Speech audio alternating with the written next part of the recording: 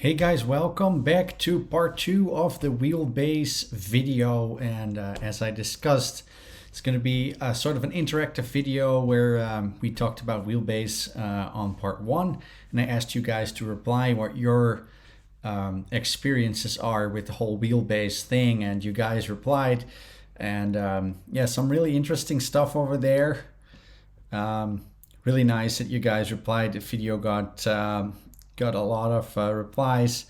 Really happy with that. It's kind of cool to hear what you guys are saying. I'm always super happy with every reply. Couple really cool ones. Buddy over here, VGK46, always replies a lot. Thank you so much for always watching. He says, please make a video on side bite and forward bite and how it affects driving when first getting into drifting. We're going to be doing that, of course. Going to be a little bit of forward bite and side bite in this video. There's also one video, I think it's called Drifting Tech 101 or something, that I did a while ago, that also is about stuff like that, so check that out as well. The thing with side bite, forward bite, side bite and forward bite themselves are actually really easy, but like how to work with them is another story, and it's not even easy for the pro teams. It's a lot of trying out, a lot of trial and error. So yeah, absolutely cool. Fifth Gear wrote a very lengthy reply over here about E60 BMWs, which is great. Like, I love E60 BMWs. We're not getting them as much as we did in the shop because my clients are usually on the newer cars, but I worked a lot of them. I imported a lot of them, a car that I know really well, and he gives a really nice sum of why these cars are great for drifting and all that stuff. And it makes sense because it is, like he says, it's an aluminum chassis. At least the front part of it's aluminum. So it's really not much heavier than an E46.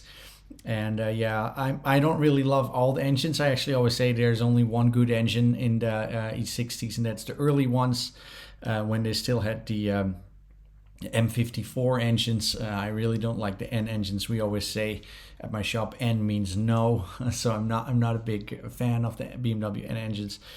So yeah, really cool. And yeah, the thing is, like with these cars, is there's not a lot of stuff for them, and yeah, Wisefab makes a kit, so we have a kit that you can use to adjust an E90 kit into an E60 kit. It requires some welding, but like it's one of those things, the same we see with the do-it-yourself kit. Do-it-yourself kit for E30, E46 is so slept on because it's so cheap. If you look at the parts that are in the kit, it's actually cheaper to buy a do-it-yourself kit than to buy the hub adapters. Like the hub adapters as spare parts combined cost more than the whole do-it-yourself kit. So that's super cheap. But people just want something cheap, but that's not ready to go, right? So that's like kind of like a thing. So I guess that's why a lot of people don't want to fuck around with an existing kit, make it work into a different car. Because there's a lot of people ask me, hey, Wout, I have a Maserati 3200 GT. Can you guys do a kit? Well, no, not really, because there's like maybe 2 people in the world who drift that car, and the investment cost of an angle kit is more than what a house costs. So that's not really going to work for chassis like that. And then I always say, like, listen, look at all these kits that already exist, the Super Mark IV or the FD RX7 kit, which is a kit that mounts to even the Corvette kit, which is not a non-McPherson kit, so it mounts to points in the frame rails. And I would always say, if you drift like this crazy Maserati or something, try to find a kit that already exists. The same with the NA Miatas. The NA Miata isn't miles away from an NB Miata. Of course, nothing fits, but like it's easier to swap in an NB Miata subframe. Of course, it's going to take a lot of fabrication. People say, oh, it doesn't fit. I know it doesn't fit. Like when we started drifting, nothing existed. You couldn't buy anything.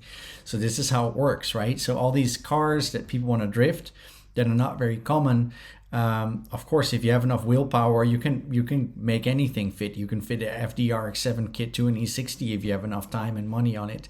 But the E60, you can definitely get a BMW E90 kit, conversion kit from Wisefab to fit that into an E60. They're super cheap. They're ridiculously cheap everywhere I look. Even the F10s are getting cheap. So E60 really cheap. maybe a little harder to find a manual with a big motor. So they came with V8s, not the best V8s. Like I repaired a lot of them in the 7 Series, in the 5 Series. They have problems with the valve guides, all kinds of issues with that motor. Not the best motor, I have to say. A lot of electronics on it. Definitely not an easy motor to make standalone. And it's very, very rare to find a V8 with a manual. And of course, there's the V10, which is, of course, a fantastic engine. I love that engine, one of my favorite engines in the world. But those cars, there's a guy in Florida, I think, that drift one really cool. It sounds amazing. I drove a 1 Series with a V10 swap. I drifted that on the Nürburgring, my buddy Jaap's car. I loved it. It was great. However, I wouldn't really turn an E60 M5 into a pro car. For Drift Week, it would be amazing, which is also what my buddy Fifth Gear over here is saying. By the way, where are you from, my friend? Interesting. I really like these long replies. Could be a German writing a super elaborate long reply that's correct on every level. Let's make a bet. I think this guy Fifth Gear, he's probably German because he knows a lot about BMWs.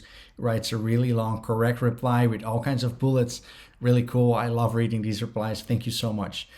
So yeah, no, it would indeed be a really good program. And yes, Wisefab does have an angle kit option solution for it. So yeah, thank you so much for your reply. My buddy Clint Boisdove from California, always listening, always replying on Instagram and on YouTube. Thank you so much for all your input.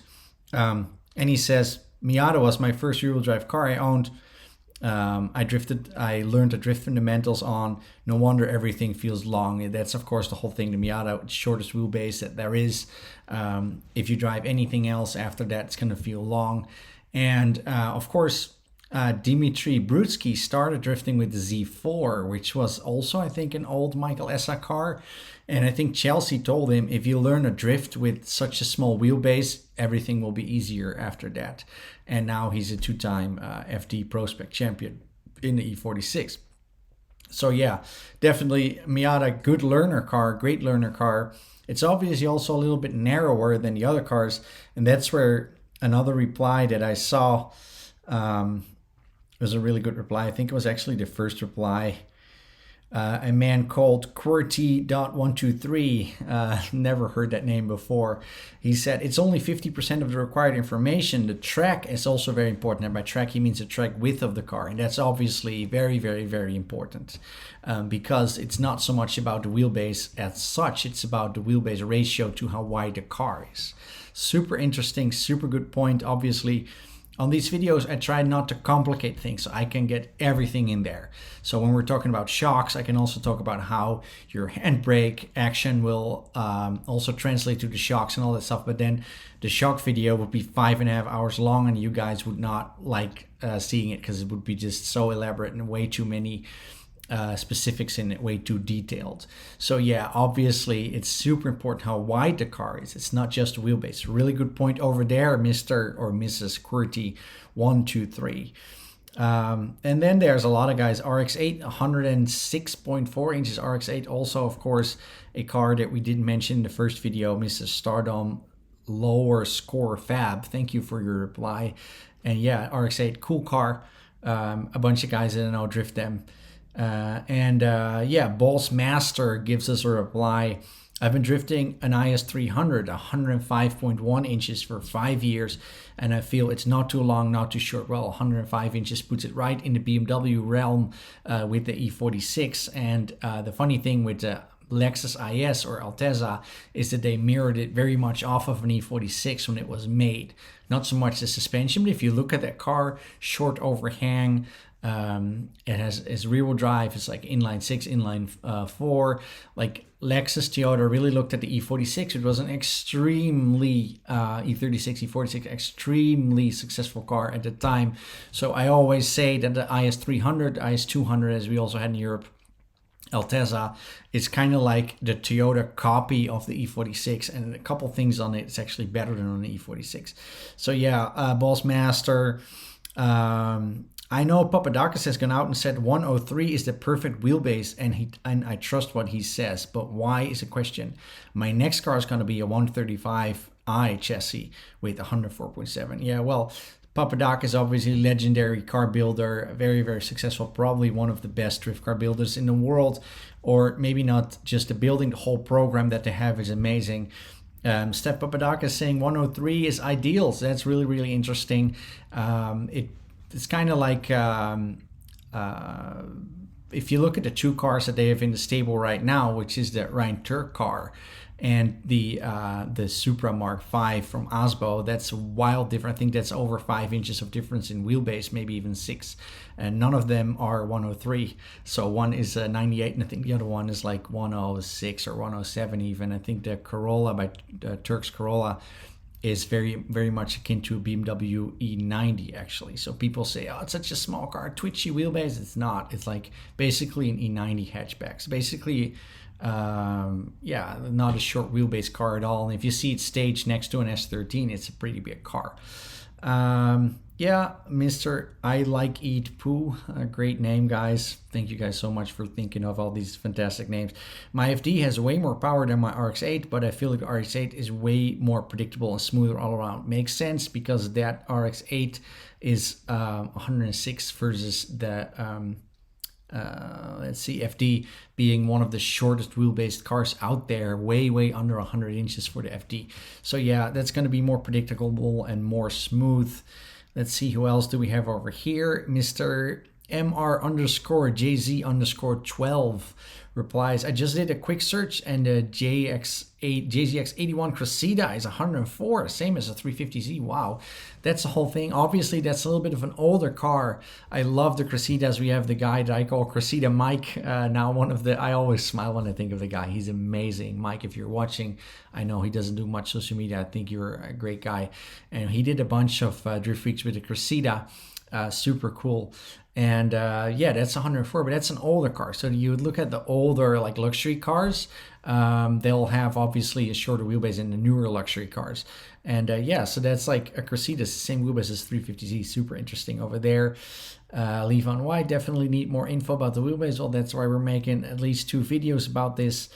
Gorkum Kosgun, always replying, always one of the first guys to reply. Thank you so much for replying. I had 2 S13s, easy to drift. Now I got an E30 with the RB25 swapped, a lot harder to drift, even with rear end camber caster toe plates installed. I should have V8 swapped on E30. Well, obviously the RB25 is going to sound amazing, a really cool motor. I'm not really too well versed in them because they're kind of rare. Like I know in Aruba, a lot of my guys have the RBs, super nice. All these guys over there.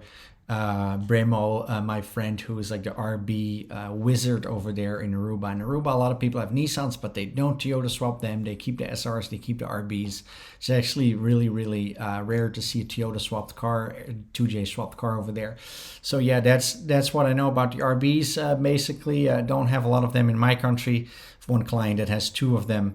But yeah, no, definitely E30. That's one of those cars, if you put big power in them, they need bigger wheels, and then you kind of like lose all the E30 magic, I have to say. If you put an E30 on 18s or something, you're kind of like losing the magic of that chassis. And the RB is going to sit a lot more forward in the car, although Gorkum came from S13s, which also don't have the motor position really far backwards.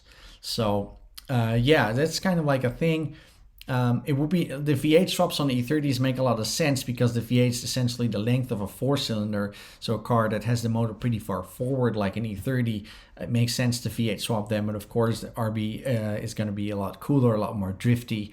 It's going to probably sound better unless you put like a Blake Olson style crazy high compression V8 in there.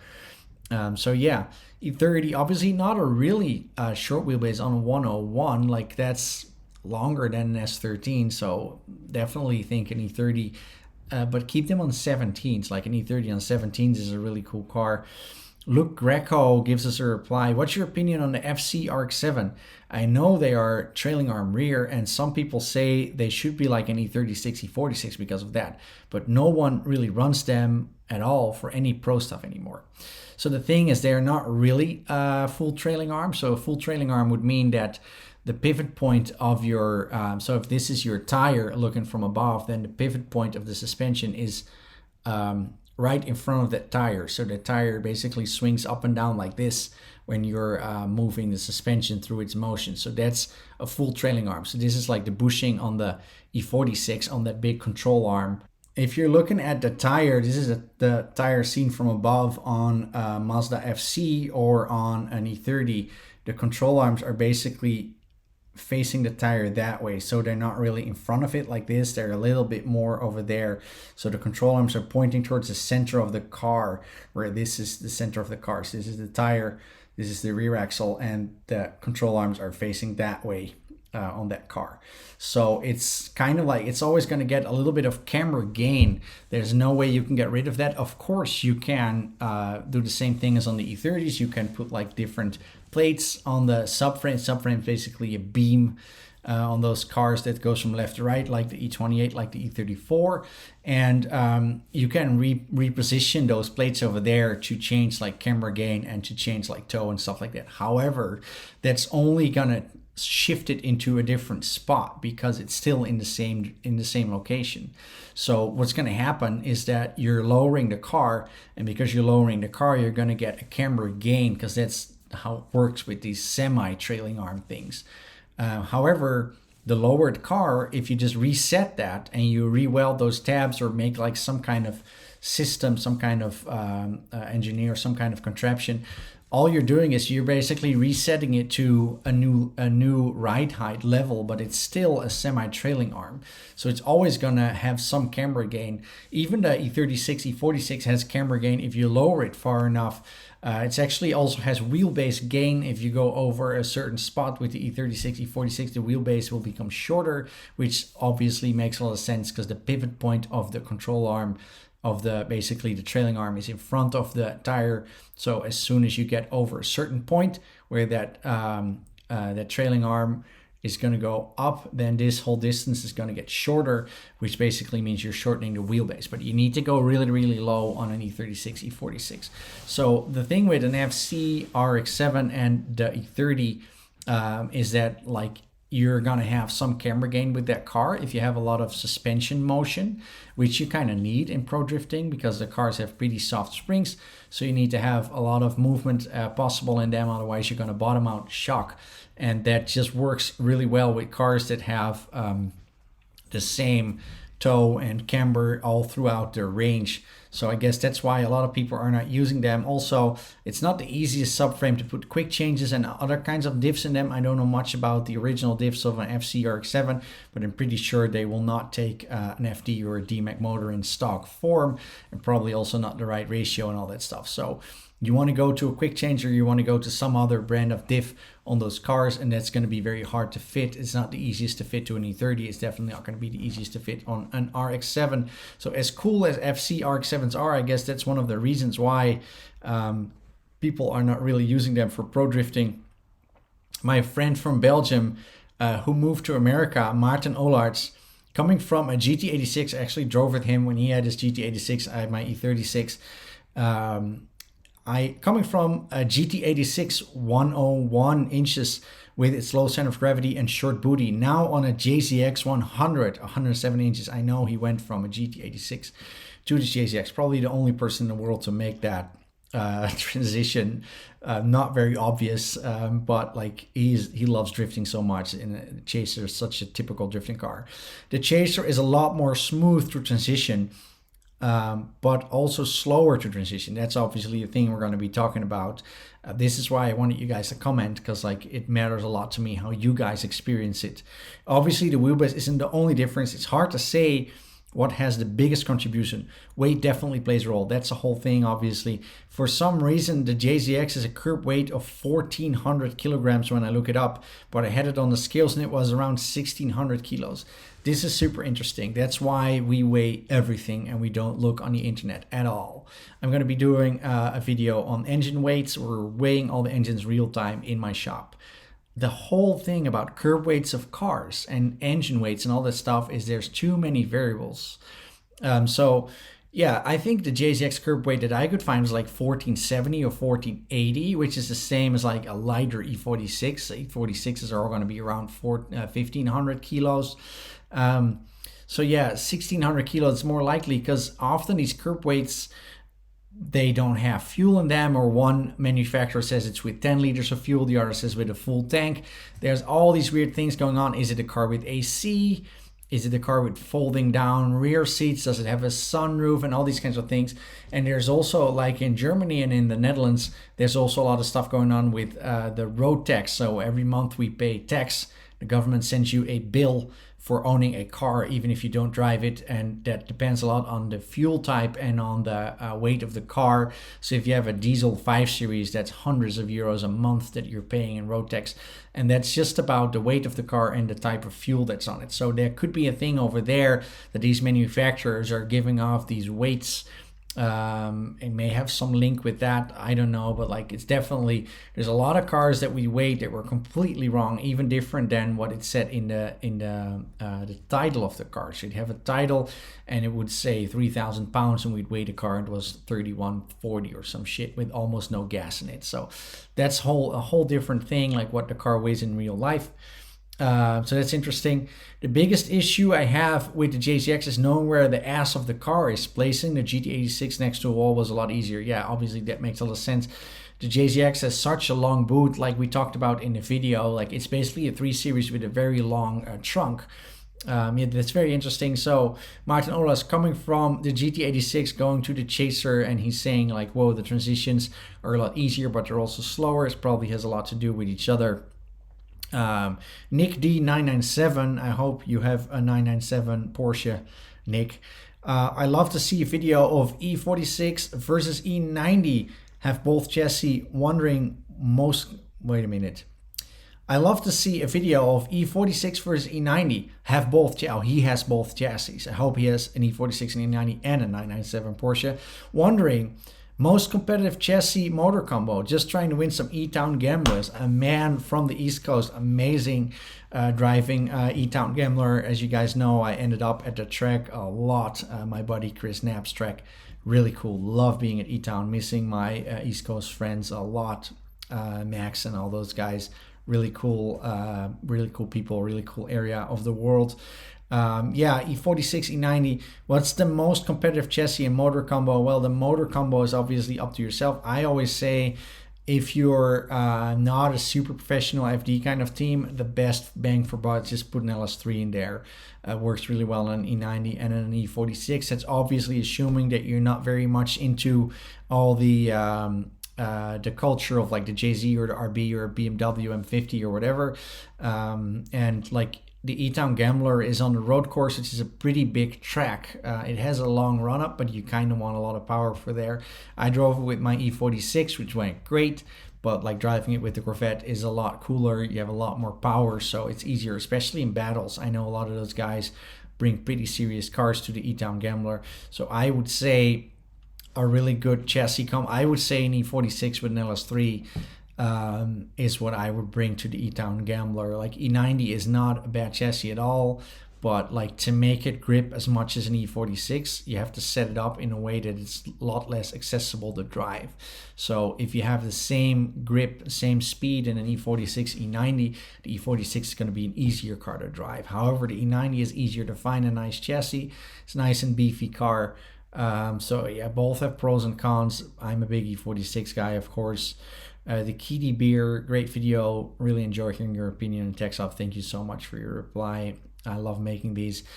To me, it's like, even these short messages, like this guy, you just have to log in. You have to write a thing. Like, it doesn't have to be a whole paragraph. I really appreciate this kind of stuff.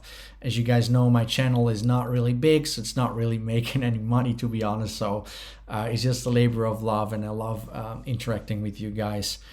Mr. Y49 Martinez.